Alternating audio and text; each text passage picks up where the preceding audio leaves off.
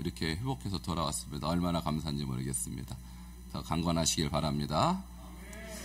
오늘 말씀 계속해서 시편 23편 오늘 마지막 5절과 6절을 통해서 다윗의 감사일기 세 번째 말씀을 나누도록 하겠습니다.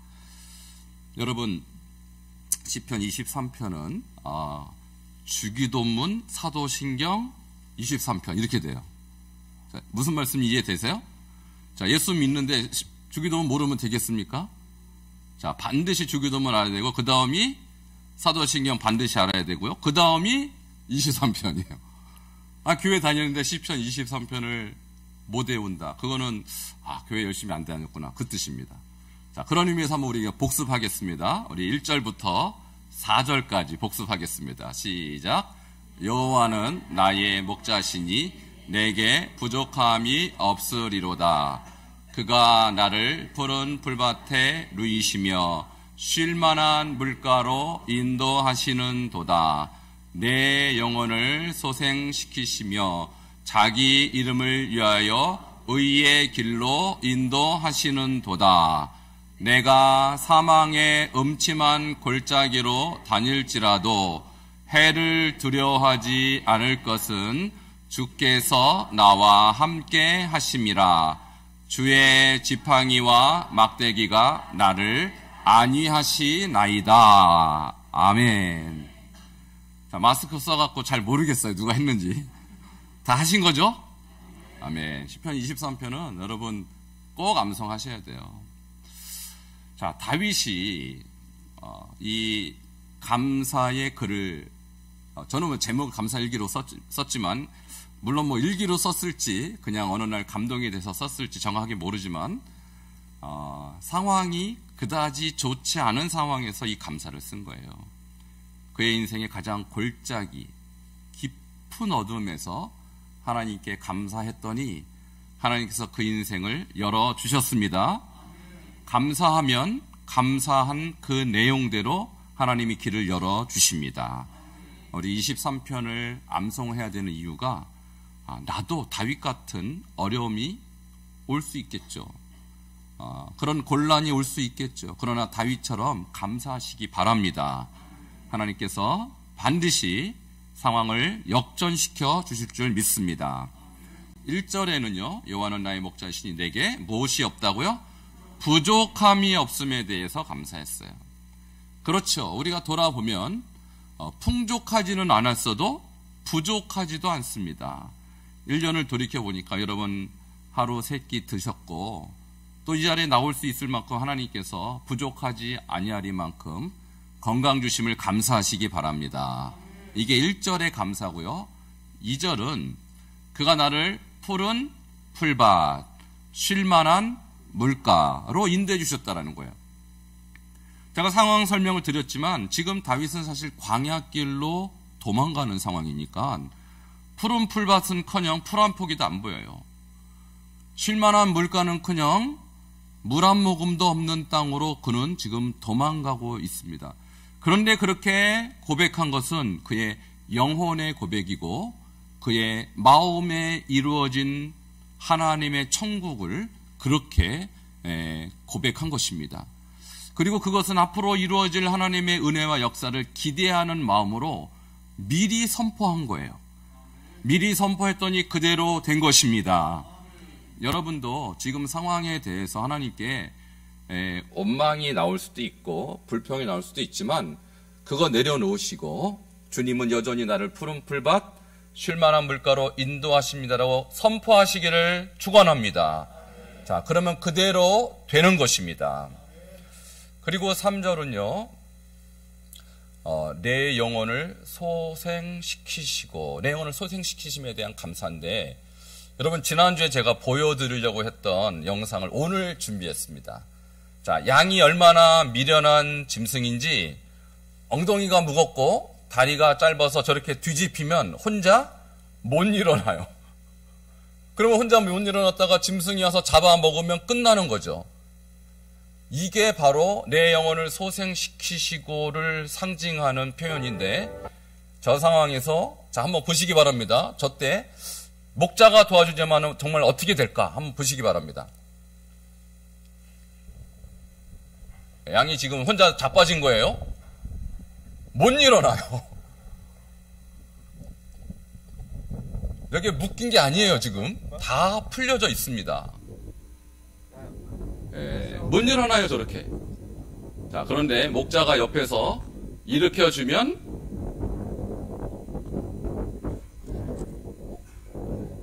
아직도 안 일으켜주네요, 목자가. 네, 일으켜주면 저렇게 일어나는 거예요. 자, 저 양이 누굴까요? 자, 여러분입니다. 지금 다윗이 내가 양이라는 거야, 내가 양. 그러니까 양을 늘 키웠던 목동 출신인 이 다윗은요, 양을 너무너무 잘하는 거예요. 양처럼 무능하고, 양처럼 힘이 없고, 양처럼 미련한 동물은 없다고 본인이 잘 알고 있어요. 왜냐면 양을 쳤으니까 자기가. 근데 지금 자기를 양으로 비유하는 것은 뭐냐면, 만일 목자가 없으면 저는 자빠지면 못 일어납니다. 저 양처럼. 그러니 내 영혼을 소생시키신 주님 감사합니다. 이렇게 감사할 수밖에 없었던 것이죠. 그가 자빠질 일이 한두 번 있겠습니까? 평생 동안 그는 사울에게 쫓김 당하고 늘 죽음의 위험 속에 있었는데 그때마다 자기를 일으켜주신 그 목자이신 여호와 하나님께 감사했던 거예요. 여러분도 돌이켜보세요. 여러분 저렇게 양처럼 누웠는데 못 일어납니다. 인간은 스스로. 그때 목자가 옆에서 굴려만 줘도 우리가 일어나는 것이죠. 하나님이 그렇게 해서 역사하셨습니다. 자, 그것을 그가 기억하고 하나님께 감사한 거예요. 그리고 4절에서 뭐라고 감사했냐면 내가 사망의 음침한 골짜기로 다닐지라도 해를 두려워하지 않을 것은 주께서 나와 함께 하심이라. 주의 지팡이와 막대기가 나를 안위하시나이다. 이렇게 했어요. 여러분, 안위라는 말은요, 위로라는 말인데 방금 봤듯이 양이 자기가 스스로 넘어질 수도 있고요. 웅덩이에 빠져서. 그러면 누가 건져내야 되는데 목자는 긴 지팡이를 들고 다니면서 지팡이 끄트머리가 동그래갖고 목을 감고 잡아 당기면 구해주는 구원자가 바로 자기의 목자라는 사실을 다윗은 잘 알았던 거예요. 주님이 다윗을 구원해 주셨습니다. 자, 우리의 인생도 늘 주님의 구원이 필요할 때 주께서 여러분을 구출해 주실 줄 믿으시길 바랍니다. 자, 이것이 주의 지팡이고 막대기는 호신용 무기예요. 그래서 한쪽이 야구방망이처럼 뭉툭해서 치면 어떤 맹수라도 다 때려잡을 수 있는 거예요. 근데 그 무기가 옆에 있는 것을 양이 알면 편안하게 물도 마시고 풀도 뜯어먹을 수 있었다는 것이죠. 그것을 다윗이 고백했던 거예요. 하나님은 어떤 어려움 속에서 여러분을 보호하시는 분이십니다. 자, 이것이 1, 2, 3, 4절에 걸친 다윗의 감사였고 오늘 5절에서는 무엇을 감사했을까요? 한번 5절을 보면요. 원수의 목전에서 내게 상을 차려주심에 대한 감사를 하고 있습니다. 5절을 함께 읽겠습니다. 시작. 내 원수의 목전에서 내게 상을 차려주시고 기름을 내 머리에 부으셨으니 내 잔이 넘치나이다. 아멘. 자, 5절에서의 감사는요, 내게 밥상 차려주신 것을 감사했어요. 여러분, 누가 여러분에게 밥상 차려주면 기분 좋으시죠? 자, 직접 차려 먹는 게 맛있어요? 누가 차려줘야 맛있어요? 차려줘야 맛있죠. 두말하면 잔소리입니다. 그런데 다윗은요, 여호와께서 밥상을 차려주셨대요. 할렐루야. 아, 이게 무슨 말일까요? 왜 차려주셨을까요? 여기서 상을 차리다라는 말은요, 이런 의미가 있어요. 가족으로 여긴다, 그런 뜻이 있어요.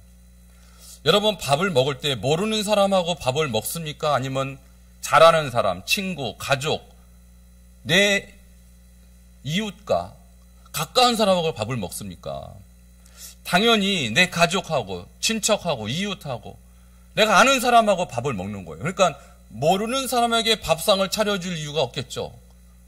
그러니까 지금 하나님이 이 다윗에게 밥상을 차려준 것은 다윗아, 너는 나의 아들이야, 나의 가족이야 라고 가족으로 받아들이는 장면이에요. 할렐루야. 그러니까 얼마나 감격이 되겠어요. 근데 그걸 누가 지금 빤히 쳐다보고 있는 거예요? 원수가. 그러니까 원수가 지금까지 다윗이 누군지 몰랐어요. 그 사람이 그냥 인간인 줄 알았어요. 자기의 라이벌인 줄 알았어요. 그런데 알고 보니까 누구의 가족이라고요? 하나님의 가족. 여러분, 이것이 다윗의 감사예요. 이것이 다윗이 발견한 자기의 정체성이에요. 나는 그저 한 인간이 아니라 하나님의 가족으로 여김받는 하나님의 패밀리라는 거예요. 할렐루야. 이것을 알고 얼마나 기뻤겠습니까? 그러니까 그전에는 다윗의 원수가 다윗을 공격하러 왔다가 이제 하나님과 함께 밥상에 둘러먹고 있는 이 다윗을 보면서 겁에 질리는 것이에요. 아, 이 사람이 하나님의 가족이었구나. 내가 잘못 건드렸구나. 잘못하면 하나님께 맞아 죽겠구나. 이것이 다윗의 감사라는 거예요. 이것이 여러분에게도 그대로 적용될 줄 믿으시기 바랍니다. 우리 예수님께서 우리를 하나님께로 인도하셔서 여러분을 하나님의 자녀 삼아 주셨어요. 우리도 다 하나님의 가족입니다. 자, 마귀가 들어다니며 여러분을 삼키려고 하다가 우리 아무개 집사, 권사, 장로가 반석중앙교회 하나님의 권석이고 하나님의 자녀구나, 내가 잘못 건드렸구나 하고 도망갈 줄 믿으시기 바랍니다. 이것이 다윗이 깨달은 자기 정체성이라는 것이죠. 두 번째, 상을 차리다라는 말은 신학적으로는 언약을 맺다, 이런 의미가 들어 있어요. 자, 고대에는요, 언약을 맺을 때 딱 두 사람이 모여서 그냥 언약 맺읍시다 한 것이 아니라 함께 밥을 먼저 먹었어요. 그래서 식탁 위에서 약속을 맺습니다. 그리고 거기에 사인을 할 때 이 언약이 성사가 되는 것이죠. 그래서 하나님과 다윗은 어떤 관계냐? 하나님과 다윗이 언약을 지금 식탁에서 맺는 것을 그가 이미지로 저렇게 묘사를 한 거예요. 그러니까 여러분 잘 아시는 사무엘하 7장 16절에 보면 하나님이 다윗에게 뭐라고 약속했냐면 내 집과 내 나라가 내 앞에서 영원히 보존되고 내 왕위가 영구히 보존되리라. 할렐루야. 이것을 다윗이 알고 있는 거예요. 비록 지금 상황은 그렇게 이상적이지 못해요. 자기 인생의 가장 깊은 어둠 속에 빠져 있어요. 그러나 나와 약속하신 하나님은 결코 이 약속을 잊어버릴 뿐이 아니라는 사실을 기억하면서 나와 언약하신 하나님을 기대하는 말씀으로 이렇게 기록을 한 것입니다. 여러분 마찬가지입니다. 여러분도 그리스도를 통하여 하나님과 언약한 자녀가 된 것입니다.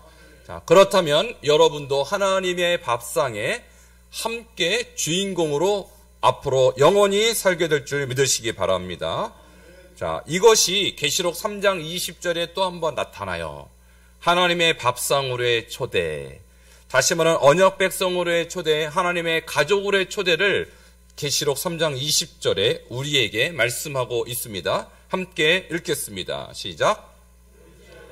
내가 문 밖에 서서 두드리노니 누구든지 내 음성을 듣고 문을 열면 내가 그와 더불어 먹고 그는 나와 더불어 먹으리라. 아멘. 여기서 더불어 먹는단 말이 두 번 나오죠. 여기서는요, 주님께서 지금 이렇게 말씀하시는 거예요. 저거는 라오디게아 교회를 향한 하나님의 말씀인데, 내가 너희 문 밖에서 이 문을 두드리노니 누구든지 내 음성을 듣고 문을 열면 내가 너와 함께 언약을 맺으리라. 너를 나의 가족으로 삼으리라. 그리고 그리스도의 밥상에서 함께 먹고 마시는 복된 인생을 살게 될 것이라는 약속을 지금도 하고 계십니다. 그러므로 여러분, 이 주님의 음성을 듣고 마음문을 열고 주님과 언약하시기를 축복합니다. 자, 언약한다는 것은 내가 주님을 맞아들이는 거예요. 예수님을 나의 주인으로 영접하는 것입니다. 그렇게 되면 다윗이 했던 그 고백과 같이 내 원수의 목전에서 나에게 상을 차려 주실 것입니다. 그것이 오늘 저와 여러분의 고백이 되기를 주 이름으로 축원합니다. 자, 두 번째, 다윗이 5절에서 한 감사는요, 기름을 내 머리에 부어 주심에 대한 감사를 하고 있어요. 우리 5절을 다시 한번 읽도록 하겠습니다. 시작. 주께서 내 원수의 목전에서 내게 상을 차려 주시고 기름을 내 머리에 부으셨으니 내 잔이 넘치나이다. 아멘. 여러분, 구약시대에 보면 선지자, 왕, 제사장에게 기름을 부어서 임명을 합니다. 근데 이것은 왕, 제사장, 선지자가 아니어도 구약의 문화를 반영하는 거예요. 구약 때는요, 물론 신약 때도 나타납니다만 귀한 손님이 오면 그 손님에 대한 환대를 어떻게 했습니까? 기름을 부었어요. 왜 기름을 부을까요? 우리 같으면 콩기름, 식용유 이런 게 생각날 텐데 유대인에게 있어서 기름은요, 올리브 기름이에요. 이 올리브 기름은 향유가 약간의 향유를 섞어서 한마디로 향수로 사용했던 거예요. 그리고 피곤한 육체에 붓거나 다친 곳에 발라서 치료제로 사용했어요. 그러니까 이 기름을 많이 부으면 부을수록 내가 당신을 환영합니다 라는 뜻이 되는 거예요. 그런데 여기서 붓다라는 이 단어의 의미를 보면요, 다센이라는 이 단어는 번성하다 이런 뜻이에요. 그러니까 오시는 손님에게 기름을 많이 부을수록 난 당신이 번성하기를 축복합니다라는 기원을 담게 되는 것입니다. 우리 옆에 분에게 함께 이렇게 축복하시기 바랍니다. 나는 성도님이 번성하기를 기원합니다. 자, 우리는 이렇게 말로만 하지만 유대인들은 어떻게 했다고요? 그렇게 말하면서 뭘 부었다고요? 기름을 부었다고요. 이거 못 붓습니다. 지금 물이 있어서. 그냥 한 모금만 마시도록 하겠습니다. 여러분, 손님이 그 집까지 오려면 여러분 이스라엘 한번 가보세요. 얼마나 더운지 몰라요. 그 땀범벅이 된 분들에게 남의 집에 들어가면 그 땀 냄새가 얼마나 이 신뢰가 되겠어요. 그러니까 기름을 빨리 부어주면 그게 향유가 돼서 땀 냄새도 없어지고 이 손님에 대한 축복이 그분들에게 전달이 되니까 이 기름 붓는 것은 굉장히 중요한 문화요 예절인 것입니다. 그런데 우리 하나님께서 지금 누구에게 이것을 붓고 계세요? 다윗에게. 실제로 부었는지 안 부었는지는 우리가 모르죠. 그러나 다윗은 내게 부었다고 그렇게 고백하는 거예요. 그것은 뭐냐면 다윗의 인생에서 하나님은 자기에게 늘 환대해 주셨던 분, 늘 축복을 기원해 주셨던 좋은 분으로 그는 기억을 하고 이렇게 고백하는 거예요. 여러분에게 하나님은 누구십니까? 그동안 여러분은 어떤 하나님으로 그분을 기억하고 계십니까? 여러분이 힘들 때, 어려울 때, 고난 속에 있을 때 여러분을 주님의 식탁에 초대해서 여러분에게 기름을 부으셨습니다. 여러분을 환대해 주시고요, 여러분을 위로해 주셨던 분이세요. 그리고 여러분에게 번성을 기원해 주시는 분이 바로 우리 하나님이십니다. 그 하나님을 다윗이 만났고 여러분도 만나시기를 축원합니다. 누가복음 7장에 넘어가면요, 예수님도 남의 집에 초대를 받았어요. 근데 초대한 자가 누구냐? 바리새인 시몬이라는 사람이에요. 근데 이 시몬이 예수님을 환대하지 않았어요. 예수님의 머리에 기름을 붓지 않고 예수님의 발을 씻을 물을 주지 않았어요. 그런데 한 여인이, 이름 모를 한 여인이 자기의 옥합, 향유를 깨트려서 예수님의 발에 붓습니다. 이것을 예수님이 칭찬하십니다. 자, 누가복음 7장 46절을 보시기 바랍니다. 시작. 너는 내 머리에 감람유도 붓지 아니하였으되 그는 향유를 내 발에 부었느니라. 자, 구약의 문화가 신약 때 그대로 이어지고 있다는 사실이죠.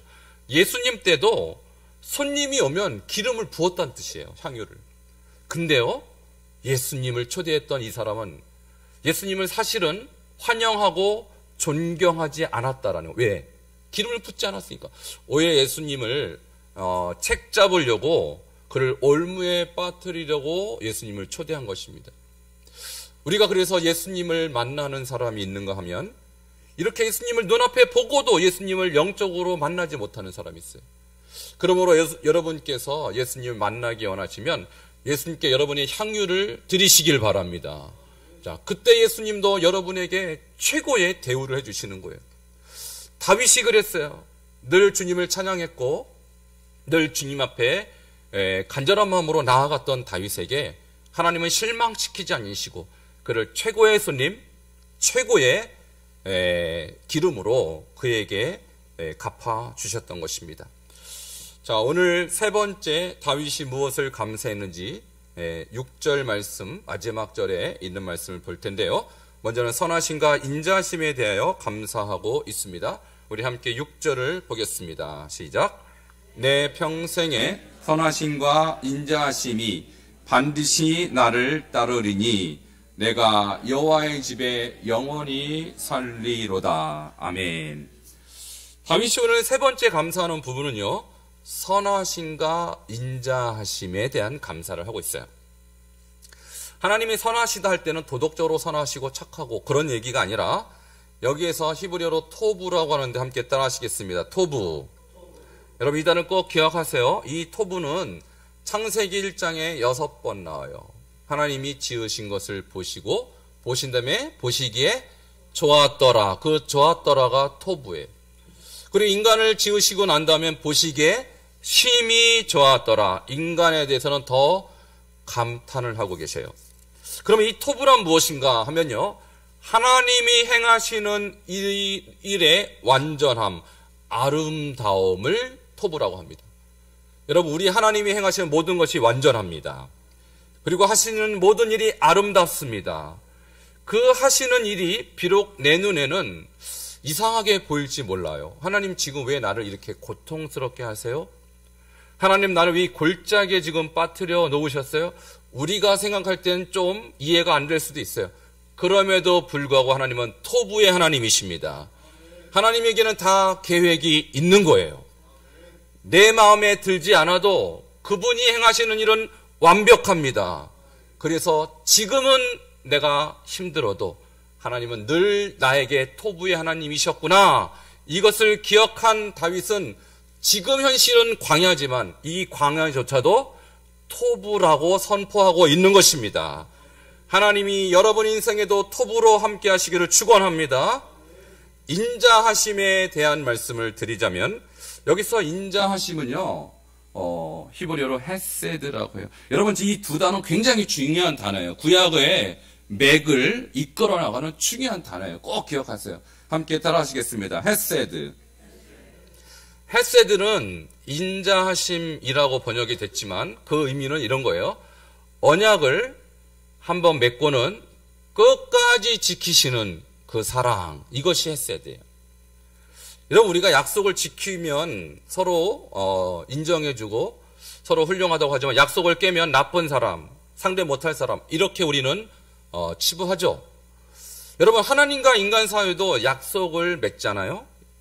그런데요, 다윗도 하나님 앞에 큰 죄를 범했던 사람이에요. 간음을 범했고요, 살인을 교사했어요. 그러니까 간음죄, 살인교사죄로서 하나님 앞에 언약을 잘 지켰다고 볼 수가 없어요, 다윗도. 그러나 그럼에도 불구하고 하나님이 다윗을 버리지 아니하셨습니다. 그가 돌이킬 때, 그가 회개할 때 다시 하나님의 헤세드로 그를 회복시켜 주셨습니다. 할렐루야. 그것을 다윗이 알고 있는 거예요. 내가 연약해서 범죄할 수 있지만 그렇다고 주님은 나를 버리시는 분이 아니시구나. 내가 주님께 돌아가면 다시 나를 받아주시는 헤세드의 언약을 끝까지 지키시는 분이시구나. 이것을 감사했던 거예요. 여러분도 마찬가지입니다. 여러분이 살다 보면 이방인처럼 살 때도 있어요. 마치 하나님을 전혀 안 믿는 것처럼 보일 때도 있어요. 너무나도 죄 속에 빠져있는 모습 속에서 고통스러워할 때가 있어요. 그때 하나님은 어디 계실까요? 여러분을 버리시지 않는다는 사실을 기억하십시오. 하나님은 여러분이 돌아올 때까지 기다리십니다. 마치 누가복음 15장 탕자의 아버지가 아들이 돌아올 때까지 날마다 밖을 쳐다보는 거예요. 이제나 올까 저제나 올까. 돌아만 오면 회복되는 것입니다. 그 아버지의 마음이 헤세드예요.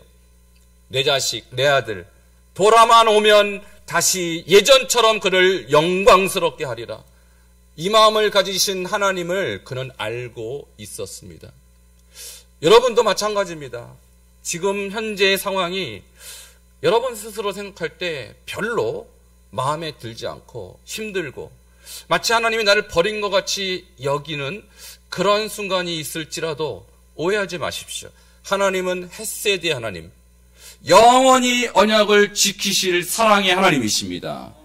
그분을 다시 바라보세요. 하나님이 다시 그 인자하심으로 여러분은 회복시켜 주실 것입니다. 이것이 다윗이 오늘 감사하고 있는 세 번째 내용입니다. 그럼 마지막으로 이 감사의 결과 그는 한 가지 소원을 하나님께 아냅니다. 이것은 시편 23편의 결론이고 다윗 자신의 결단입니다. 그것이 무엇일까요?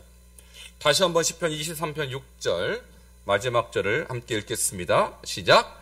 내 평생에 선하심과 인자하심이 반드시 나를 따르리니 내가 여호와의 집에 영원히 살리로다. 아멘. 1절부터 지금 6장 전반절까지 하나님이 나에게 이렇게 해주신 것을 감사합니다. 감사합니다. 계속 감사를 표현했던 다윗은 이제 감사를 넘어 하나님 앞에 일종의 결단을 올려드립니다. 소원을 올려드립니다. 그것은 뭔가 하니 내가 여호와의 집에 영원히 살겠습니다라는 소원인 것입니다. 여러분, 여호와의 집은 무엇일까요? 구약에서 여호와의 집은요, 성막을 말하는 것이고 성전이 지어진 이후로는 성전을 여호와의 집이라고 했어요. 자, 여호와의 집이 되려면 조건이 필요합니다. 무엇이냐면 여호와의 말씀이 있어야 여호와의 집이 되는 거예요. 그래서 구약의 성막엔 무엇이 있었냐면 다윗의 다윗이 법궤를 성막으로 가지고 오죠. 그때 막 춤을 추면 너무너무 기뻐했죠. 왜 그랬냐면 하나님의 임재를 상징하는 법궤가 오기 때문에, 하나님의 말씀이 오기 때문에 그렇습니다. 거기에는 십계명이란 두 돌판이 있었습니다. 그래서 말씀이 있는 곳이 여호와의 집인 것입니다. 여러분, 오늘날은 여호와의 집이 어딜까요? 말씀이 선포되는 곳, 하나님의 말씀이 여러분 귀에 들려주고 있는 바로 이곳이 여호와의 집인 것입니다. 자, 이곳에 여호와의 말씀이 선포되면서 여호와의 임재가 영광스럽게 우리 가운데 지금도 임하고 있는 것입니다. 물론 구약에는 성막에만, 성전에만 여호와의 임재가 있었다면 지금은 우리가 여호와의 성전이 되어서 성령이 계신 사람은 다 여호와의 집이 된 것입니다. 그래서 여러분이 가는 곳마다 여호와의 집이 따라다니는 거예요. 그 말씀이 있는 곳마다 여호와의 집이 되는 것이죠. 그러나 주님은 또 뭐라고 말씀하셨냐면 두세 사람이 내 이름으로 모인 곳에 나도 그들 가운데 함께 있느니라 말씀하셨어요. 그러니까 예수님의 이름으로 모인 그곳은 바로 지금의 교회인 것입니다. 여러분, 주님의 이름으로 모인 것은 하나님의 임재가 임하시기를 하나님께서 예정하셨다, 예비하셨다, 이렇게 이해할 수 있는 거예요. 그래서 오늘 이 자리에 여러분 잘 오셨습니다. 여호와의 집입니다. 여호와의 임재가 있고 말씀이 선포되고 있습니다.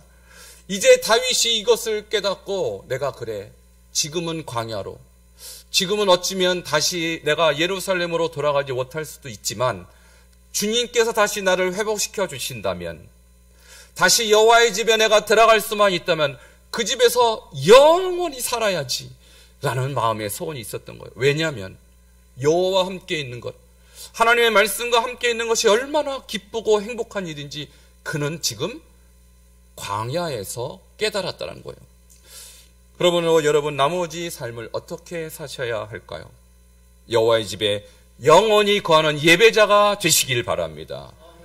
기회 있을 때마다 주의자나 나와서 예배하시고 하나님의 말씀 여러분 심령에 새겨 넣어서 여러분이 걸어다니는 성전이 되기를 바랍니다.